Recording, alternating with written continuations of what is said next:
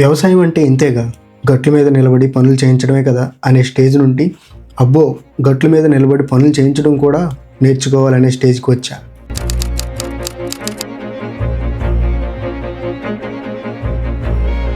And ఈరోజు video topic కూడా వరి నాట్లు. వరి నాట్లు అంటే ఏముంటుంది తొక్క, ముందు ఒక ఆకుమడి పోసుకుంటాం, అది పెరిగిన 15 నుంచి 30 రోజుల్లోపు పొలం దున్నుకుని ఊడిపించుకుంటాం, అంతే కదా. ఎస్, ఎగ్జాక్ట్లీ అంతే. సో అందుకే ఇప్పుడు ఆ సొల్లంతా నేను చెప్పను. అది కాకుండా వరి నాట్లు వేసేటప్పుడు ఇంకేముంటాయి అని నేనేదో గుడ్లో మెల్లగా చెప్పడం కాదు, నేను నేర్చుకున్నది చెప్పే ప్రయత్నం చేస్తాను.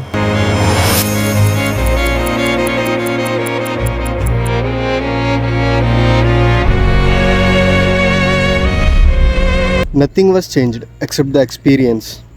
మనం చేసే ప్రతి పనికి ఒక బ్యాక్ స్టోరీ ఉంటుంది కదా, అండ్ ఆ స్టోరీ డిఫరెంట్ సిచ్యువేషన్స్ వల్ల డిఫరెంట్గా ఉంటుంది.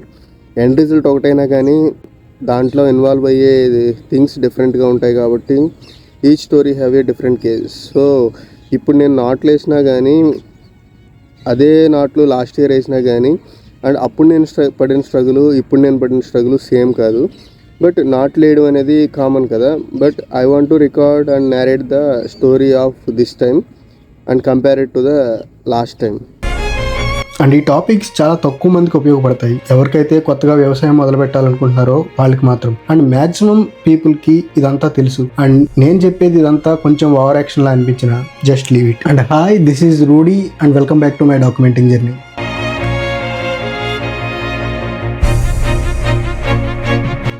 And life is all about comparison అని నేను గట్టిగా నమ్ముతాను. అండ్ కంపారిజన్ అంటే వాడితో వీడితో కాదు, నీతో నువ్వు. ఎందుకంటే you need to know the exact situation. నిన్నటికి నేటికి ఏం నేర్చుకున్నావు అనేది చాలా ఇంపార్టెంట్. అండ్ ఈ ఫిలాసఫీస్ వాళ్ళంతా ఆపి నువ్వేం నేర్చుకున్నావో చెప్పమంటారా?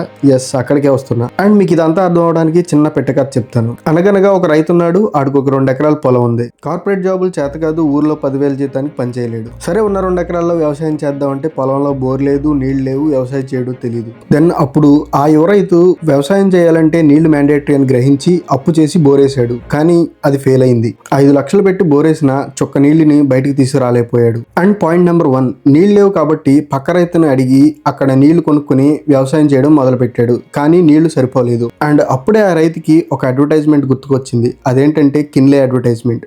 బొట్టులో నిజాయితీ అన్న పదానికి అర్థం అప్పుడే అర్థమైంది. నీళ్లు లేకపోతే వ్యవసాయం ఎంత కష్టమో. And the second point is the procedure. Basic గా వరి నాట్లు అంటే ఏముంటుంది, పొలం దమ్ము చేసుకుని వరి నారు పోసుకుని ఆ పోసుకున్న నారుని తీసుకొచ్చి ఊడ్చుకోవాలి. ఇది బేసిక్ ప్రొసీజర్. ఇది అందరూ చేసేదే. బట్ అండ్ ఈ ప్రొసీజర్ లో ఇప్పటి వరకు నేను ఒక ఫైనాన్షియర్ గానే ఉన్నాను. నేను మా మదర్ కి డబ్బులు ఇచ్చాను, ఆవిడ దగ్గర ఉండి ఓడిపించారు. But I don't have any practical knowledge and నేను మట్టిలోకి దిగలేదు, ఏమీ చేయలేదు. But actually this time I got to know how the proper agriculture works and how to manage the workers. And the third point is water management. ఇప్పటి వరకు నేను వేసిన పంటలన్నీ పక్క రైతు దగ్గర కొనుక్కుని పంట వేసాను. But this time I have my own borewell, I have my own water and I was so happy. And దీనివల్ల నాకు అర్థమైంది ఏంటంటే మనం వ్యవసాయం చేసుకునే ముందు అన్ని రిసోర్సెస్ని సెట్ చేసుకోవాలి.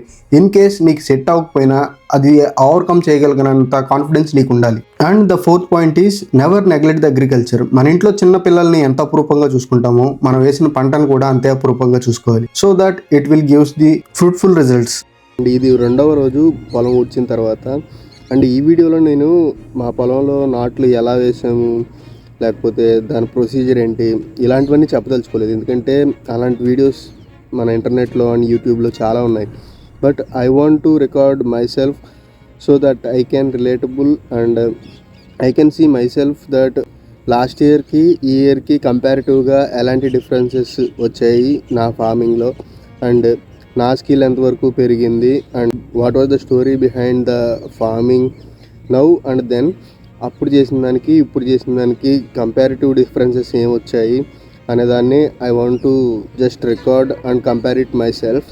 అండ్ ఈ 4 పాయింట్లు ఇప్పుడు నేను నేర్చుకున్నవి. కంపారిటివ్గా లాస్ట్ వ్యవసాయానికి ఇప్పుడు వ్యవసాయానికి నేను నేర్చుకున్న పద్ధతులు. అండ్ దీని నుంచి నేను చాలా నేర్చుకున్నాను. అండ్ ఈసారి నేను పనోళ్ళ కన్నా ముందే పొలంలోకి వచ్చాను. వాళ్ళు వచ్చిన తర్వాత పని స్టార్ట్ చేశారు. అండ్ అది దగ్గరుండి గట్ల మీద నుంచి చూడడమే కాకుండా నేను కూడా ఫీల్డ్లోకి దిగి వాళ్ళకి సాయం చేయడం మొదలుపెట్టాను.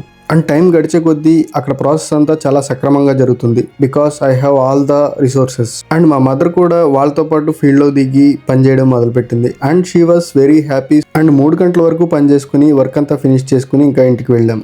And that's it for the now, and meet you in the next document. Bye bye.